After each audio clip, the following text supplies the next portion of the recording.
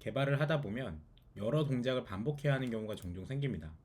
상품 목록에서 상품을 차례대로 출력하거나 숫자를 1부터 10까지 하나씩 증가시키면서 동일한 코드를 반복 실행해야 되는 경우는 당연히 반복문 같은 게 필요하겠죠. 반복문을 사용하면 동일한 코드를 여러 번 반복할 수 있습니다.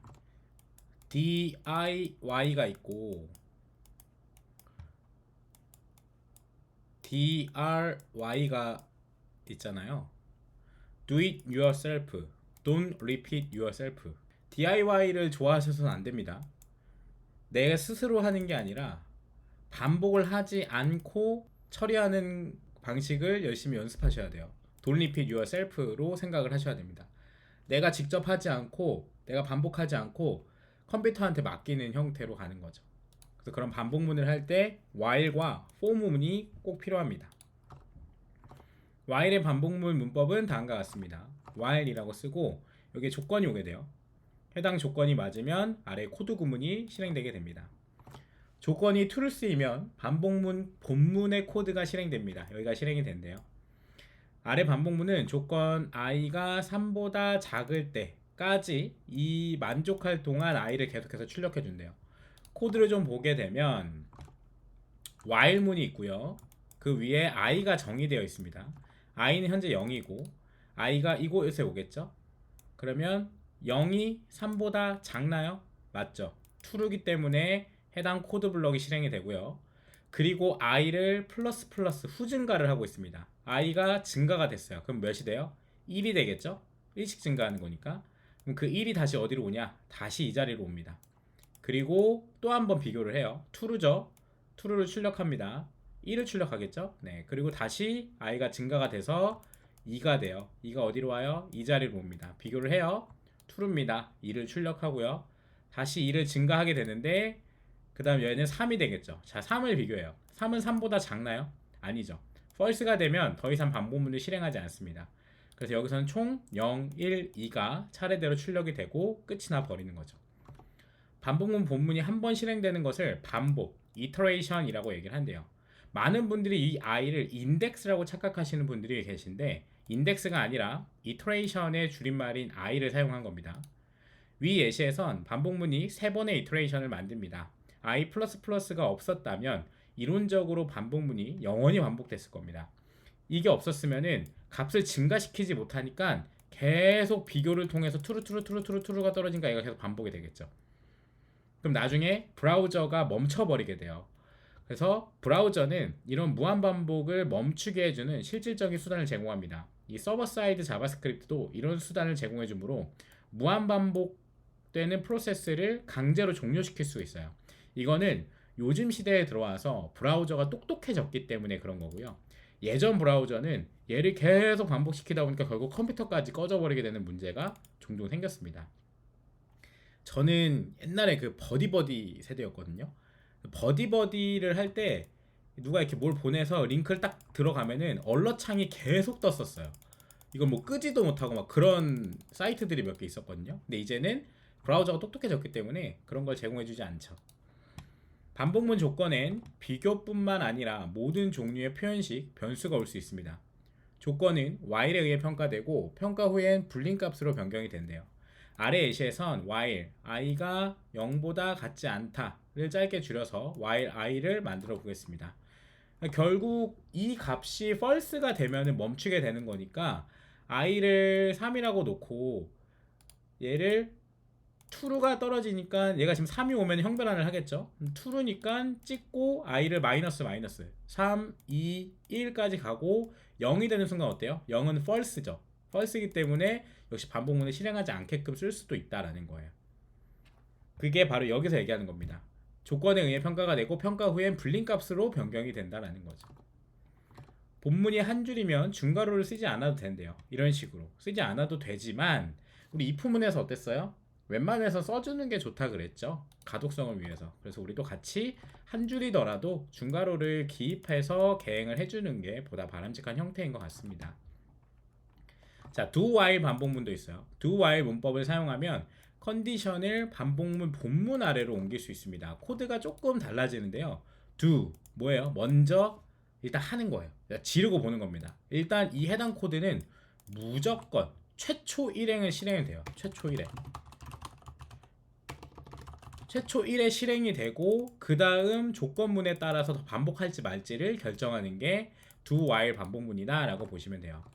자, 이때 본문이 먼저 실행이 되고 조건을 확인한 후 조건이 true인 경우는 본문을 계속해서 실행을 하는 게 바로 do while 반복문이다 라고 보시면 될 것 같습니다. 해당 코드를 보게 되면 i는 0이죠. 일단 i를 찍어요. 한번 0을 찍고 그 값을 증가시킵니다. 그럼 값이 1이 됐겠죠. 이제 그 조건을 비교해요. true네? 그럼 한 번 더 실행. true네? 한 번 더 실행. 총 3번 실행하고 그 다음 3이 됐을 때는 거짓이니까 더 이상 실행하지 않게 된다는 거죠. 자, do while 문법은 조건이 true인지 아닌지에 상관없이 본문을 최소한 한 번이라도 실행하고 싶을 때만 사용할 수 있대요. 대다수의 상황에선 do while보다 while이 훨씬 더 많이 쓰이긴 해요. do while은 좀 특별한 경우에서 쓰이는 경우가 있습니다. 자, for 반복문. for 반복문은 while 반복문보다는 복잡하지만 사실 가장 많이 쓰이는 반복문이기도 합니다. 사용하는 방법을 보면은 for라고 해서 begin, 최초 정의가 들어가고요. 그 다음 컨디션, 조건을 비교하고요. 그 다음 스텝, 다음 단계로 넘어가는 과정을 거치게 됩니다. 자, for문을 구성하는 각 요소가 무엇을 의미하는지 알아야 됩니다. 여러분들 이 내용을 알아야 돼요. 아래 반복문을 실행하면 i가 0부터 3이 될 때까지 i를 호출해 줄 수 있대요. 자, while가 어떻게 다른가 좀 보자면 while은 처음에 얘가 위에 정의되어 있었어요. 그쵸? 이 최초 변수 설정이 위에 정의가 되어 있었고 얘는 이제 안에서 바로 쓰이고 있네요. 그 다음 while은 바로 옆에 조건문이 들어왔고 그 조건문이 들어오고 그 다음 i를 증가시키는 값이 어디 있었어요? 코드 내부에 있었거든요. while은. 근데 for문은 그냥 한 곳에 다 한 번에 정의해 버리는 거죠. i는 0 끝. 꼭 세미콜론 닫아주셔야 됩니다. 그리고 비교 끝. 그리고 증가 갱신하는 거죠. 이런 식으로 하나의 코드 안에 다 때려박아서 쓸 수 있는 게 for문의 장점이에요. 자, 구성 요소를 다시 한번 보도록 할게요. 처음에 begin, i는 0, 정의를 하는 거죠. 반복문에 진입할 때 단 한 번만 실행이 된대요. 그 다음 컨디션, 조건을 비교하겠죠. 반복마다 해당 조건을 확인하게 됩니다. false면 반복문을 멈추게 되는 그 구문이 여기에 들어오는 게 되는 거고요. body라고 해서 이제 중괄호 열고 닫고 하는 그 코드 구문, 그 구문 본문이 이제 body, 얼럿에 i를 찍는 거. 그 다음 스텝, 다음 단계로 증가를 해야 되죠. i를 플러스 플러스해서 증가시킨다 라는 이 코드까지 포문 안에 다 들어오게 되고요. 자, 일반적인 반복문 알고리즘은 다음과 같습니다 라고 나와요. begin은 최초 한 번만 실행을 합니다. 그 다음 조건을 비교해요. true야? body 실행해. 그 다음 다시 업데이트해. 또 true야? body 해. 업데이트해. 또 true야? body 해. 업데이트해. 이러다가 false가 딱 뜨게 되면 그만, 더 이상 끝. 이렇게 돌아가는 거죠. 비긴이 한 차례 실행된 이후에 컨디션 확인과 바디, 스텝이 계속해서 반복돼서 실행이 됩니다. 반복문을 처음 배우신다면 위 예시를 실행했을 때 어떤 과정을 거쳐 언어창에 출력되는지 여러분들이 직접 수기로 작성해 가면서 코드의 원리를 이해해보는 시간이 굉장히 피화되고 살이 됩니다. 이런 과정들을 한 번쯤이라도 해보시면 좋아요. 만약에 이렇게 쓰는 게 귀찮다 하시면은 저처럼 얘가 i가 0이면 처음에 여기 0이 올 거고 0과 얘를 비교해서 얘가 true가 뜰 거고 이 true가 여기에 찍힐 거고 그 다음 i 값이 여기서 증가를 해서 이제 1이 되는구나 라고 이렇게 순서를 그림으로 그려가면서 이 컴퓨터 그림판으로라도 그려가면서 해보시는 게 좋거든요. 이런 과정을 꼭 거쳐보시는 게 좋습니다. 반복문은 프로그래밍에서 무조건 필수이기 때문에 그래요. 자, 정확히 어떤 과정을 거치는지 아래 예시에서 얘네가 보다 편하게 좀 풀어서 설명을 해줬어요. 이제 포문을 돌리게 되면 뭐 실제로는 이렇게 돌아가진 않겠지만 이런 원리를 가진다, 이런 순서를 가진다라고 나타내 준 것 같아요. 최초 비긴이 실행이 되고요. 그 다음 비교를 합니다. 만약에 이게 맞아? 그럼 얘 해. 그 다음 증가시켜. 그 다음 이게 맞아? 얘 해. 또 증가시켜. 맞으면 얘 해. 증가시켜. 그 다음 더 이상 아니면 반복문 종료해. 라는 이런 코드가 뭐 실제 내부적으로 돌아가진 않겠지만 이런 그림으로 표현할 수 있다라는 거죠. 시각적으로. 자, 인라인 변수 선언 보도록 할게요. 지금까지 카운터 변수 i를 반복문 안에서 선언했대요. 이런 방식을 인라인 변수 선언이라고 합니다. 그러니까 이렇게 선언하는 걸 인라인 변수 선언이라고 한대요. 이렇게 선언한 변수는 반복문 안에서만 접근할 수 있습니다. 이 i는 지금 이 for문 안에서 정의한 변수이기 때문에 이 바깥에서 i를 찾는 건 불가능합니다. 안 돼요. 다만 바는 됩니다. 바가 좀 독특하다 그랬죠? 이 바는 여기를 바로 정의를 하게 되는 순간 바깥에 있는 i의 접근이 가능하게 되는 요상한 일들이 생겨요. 그래서 let이 등장을 한 겁니다. let을 쓰면 그런 문제를 해결해 주지 않아요. I is not defined라는 에러를 바로 표시하게 되죠. 근데 let을 쓰더라도 바깥의 변수를 참조하게끔도 할 수 있어요. 어떻게 하냐면 우리 while문 했을 때처럼 얘를 바깥에다 정의를 해버리는 거예요. 바깥에다가 정의를 하고 여기 이제 let 키워드가 없죠. 얘는 그대로 다시 제할당을 받아서 사용을 하게 되면 바깥 변수에는 똑같이 i의 값이 증가된 결과를 넣어서 확인해 볼 수도 있다. 뭐 물론 얘를 공유해야 되는 경우라면 이렇게 쓸 수 있겠죠. 자, 포문의 구성 요소를 생략하는 것 또한 가능하대요. 반복문이 시작될 때 아무것도 할 필요가 없으면 비긴을 생략하는 것 또한 가능하대요. 여기서 한 번에 최초 선언을 하게 되고 지금 보면 비긴이 없죠. 비긴이 없는데 자, 중요한 건 세미콜론은 있어야 됩니다. 이 세미콜론이 없으면 에러가 나거든요. 자, 볼게요. 여기서 일단 주석은 좀 지우고요. 자, 이렇게 된 거죠.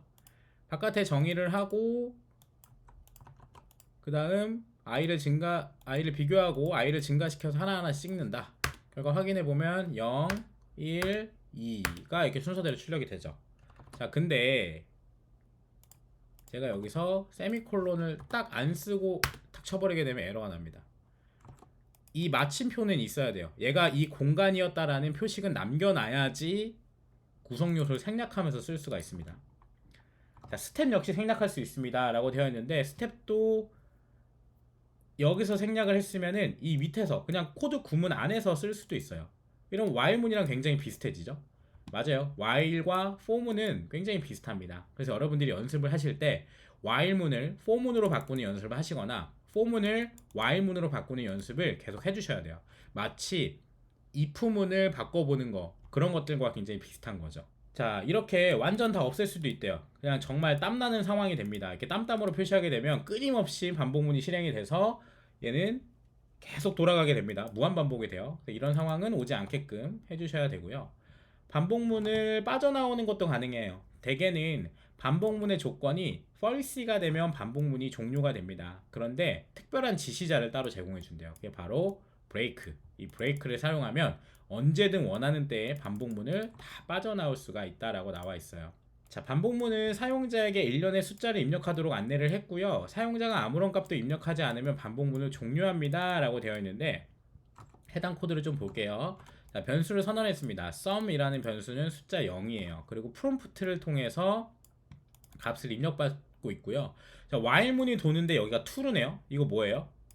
이 조건이 true라는 건 무한 반복을 하겠다는 거잖아요. 무한 반복. 실제로 이렇게 코드를 쓰면 무한 반복이 돼서 브라우저가 멈춥니다. 근데 사용자가 value를 이제 받게끔 하고 제가 만약에 숫자 뭐 3을 입력을 했다라고 가정을 해보면 지금 앞에 플러스 기호가 있죠.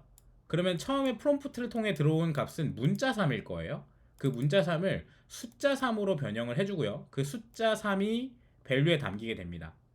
근데 이거는 이제 value가 없을 때 얘는 잠깐 생략을 하고 자 밑으로 내려가서 숫자 3이 sum의 값에 이거 뭐예요? 복합할당 연산자죠. 복합할당을 통해서 기존 값에 계속 더해주는 코드를 가지죠. 그러면은 3 더하고 결과가 이렇게 출력이 되고 그 다음 한 번 더 물어볼 거예요. 그러니까 계속해서 물어보고 그 값을 계속 더해주는 코드인 건데 한번 해볼게요. 여기서 10, 5, 3, 20 이런 식으로 하고 제가 마지막 취소를 누르면 합계가 65가 나오죠. 값을 계속 더해서 마지막 최종 값을 내보내주는 건데 이런 식으로 제가 갑자기 중간에 ESC를 누르거나 취소 버튼을 누르게 되면 이 value에는 값이 담기지 않게 됩니다. 정확히 null이 담기게 되겠죠. null이 담기게 되니까 자 null이 1로 온다고 가정을 해볼게요. 자, 어떤 일이 발생하죠? 우리 조건문에서 조건문 배웠죠? 여기를 일단 형변환을 시키죠. 형변환을 시킵니다. 자, null을 형변환하면 뭐예요? 같이 한번 해볼게요. 자, boolean이라는 곳에다가 null을 넣으면 뭐가 돼요? 이거 false한 값이니까 false가 나오잖아요. 그럼 false인 상태에서 앞에 느낌표를 만났네요. 부정연산을 만났어요. 그럼 어떻게 돼요? true가 되겠죠. 결국 null이 떨어지게 되면 여기에 결과값은 true가 되고 만약에 그 조건이 true면 브레이크. 더 이상 이 반복문을 실행하지 마라고 선언을 해버리는 것과 같다라는 거죠. 그래서 이 반복문을 멈추게끔 할 수 있다에 대한 얘기가 이 밑에 설명으로 나와 있는 겁니다. 여러분들이 한번 읽어보시면 좋을 것 같고요. 자, 반복문을 건너뛰는 것도 가능해요. 이 컨티뉴 지시자는 브레이크의 가벼운 버전이래요. 컨티뉴는 전체 반복문을 멈추지 않고요. 브레이크를 쓰게 되면 전체 반복문 자체가 종료가 되는데 컨티뉴를 쓰면은 전체 반복문을 멈추지 않고 해당 구문만 건너뛰어서 실행을 하게 되는 그런 요상한 기능을 하게 됩니다. 자, 해당 코드가 있어요. i는 0, i가 10보다 작을 때까지 i를 증가시킵니다. 그리고 얘는 뭐예요? 나머지 연산자죠. 나머지 연산자. 자, i를 2로 나눴을 때 나머지 값이 0으로 떨어진다. 이건 결국 뭐예요? 짝수를 뜻해요. 짝수. 짝수인 경우는 죄다 건너뛰래요. 그래서 결과가 1, 3, 5, 7, 9가 나옵니다. 자, 이해가 안 가시는 분들이 있을까봐 제가 잠깐 한번 해볼게요. 이거를 앞에다가 자 2를 나눴을 때 나머지가 0이냐? true죠. 3은요? false입니다. 4는 true입니다. 5 false, 6 true. 이런 식으로 지금 짝수만 true가 떨어지고 있죠. 그런 경우에만 건너뛰라는 거예요. 이 반복문을. 그리고 나머지는 계속 실행을 시키고 그럼 1, 3, 5, 7, 9가 이런 식으로 홀수만 떨어져서 결과를 확인해 볼 수 있단 말이죠. i가 짝수이면 continue가 본문 실행을 중단하고 다음 이터레이션이 실행되게 됩니다. i가 하나 증가하고 다음 반복문이 계속 실행이 되겠죠. 따라서 alert 함수는 인수가 홀수일 때만 호출이 됩니다. continue는 중첩을 줄이는 데 도움이 된대요. 홀수를 출력해주는 예시는 아래처럼 생길 수도 있습니다. 이런 식으로 반복문 안에 또 다른 조건문을 걸어서 거기에 i를 한 번에 처리해 주겠다라고 쓸 수도 있는데 이렇게 쓰는 거랑 continue를 해서 걸러서 쓰는 거랑 결과가 똑같다는 거죠. 기술적인 관점으로 봤을 때 이 예시는 위쪽에 있는 예시와 동일합니다. continue를 사용하는 대신 코드를 if 블록으로 감싼 점만 다르다는 거죠. 그런데 이렇게 코드를 작성하면 부작용으로 중천 레벨, 그러니까 중괄호 안에 얼럿 호출이 하나 더 늘어나게 됩니다. 여기에 얼럿 호출이 한 번 더 늘어나게 되니까 if 안에 코드가 길어진다는 전체 가독성이 떨어질 수도 있대요. 그래서 continue를 써주는 게 좋다라고 하는데 사실 이거는 역시 사바사 케바케입니다. 여러분들이 원하는 거 골라서 사용하시면 될 것 같고 또는 회사의 코딩 컨벤션 가이드를 이용해 주시면 좋을 것 같습니다. 자, 물음표 오른쪽엔 브레이크나 컨티뉴가 올 수 없습니다. 표현식이 아닌 문법 구조는 사망 연산자에 사용할 수 없다는 점을 유의하셔야 돼요. 특히 브레이크나 컨티뉴 같은 지시자는 사망 연산자에 사용해서는 안 됩니다. 아래와 같은 조건문이 있다고 가정해 봅시다. 자, 컨티뉴나 브레이크는요 문에서 쓰는 거예요. 문. 식에선 쓸 수가 없습니다. 근데 얘 뭐예요? 이 물음표는 사망 연산 식이란 말이에요. 값을 반환한단 말이죠. 그래서 이런 식으로는 절대 사용할 수가 없다. 문에선 쓸 수 있지만 식에선 사용할 수가 없다라는 거죠. 브레이크, 컨티뉴와 레이블에 대해 보도록 할게요. 여러 개의 중첩 반복문을 한 번에 빠져나가는 경우가 종종 생기곤 한데요. i와 j를 반복하면 프롬프트 창에 0의 0부터 2의 2까지를 구성하는 좌표 i, j를 입력하게 해주는 지금 중첩 반복문이 이렇게 들어가 있는 거죠. 중첩 반복문. 자, 이 내용을 다 이해하실 필요는 없습니다. 이 내용을 다 이해하실 필요는 없고 여기서 얘기하는 거는 브레이크나 컨티뉴를 이용해서 안에 깊숙이 들어있는 중첩 반복문을 제거할 수 있다. 이 레이블을 사용해서 뽑아낼 수 있다. 그거에 대한 얘기를 해주고 있는 거기 때문에 와, 이 코드가 어떻게 돌아가고 있지를 깊게 생각해 볼 필요는 없어요. 어차피 여러분들이 프로그래밍을 배우다 보면 나중에 이런 코드들은 자연스럽게 읽히기 때문에 지금 여기에 시간을 낭비할 필요 없다라는 얘기인 겁니다. 자, 예제만 볼게요. 인풋 아래에 평범한 브레이크 지시자를 사용하면 안쪽에 있는 반복문만 빠져나올 수 있습니다. 이것만으로 충분하지 않습니다. 중첩 반복문을 포함한 반복문 2개 모두를 빠져나와야 하기 때문이죠. 이럴 때 레이블을 사용할 수가 있습니다. 자, 폼은 앞에다가 레이블 네임을 이렇게 지정을 하는 거예요. 밑에 코드가 나와 있는데 레이블 네임을 이렇게 아우터라고 지정을 해놨어요. 그리고 중첩 반복문이 지금 실행되고 있죠. 중첩 반복문이 실행되고 있는 와중에 여기 이 안에 있는 반복문에서 해당 조건의 결과가 참이라면 브레이크로 아우터를 내보내 주세요 라고 하게 되면 해당 반복문을 강제로 종료시킬 수가 있습니다.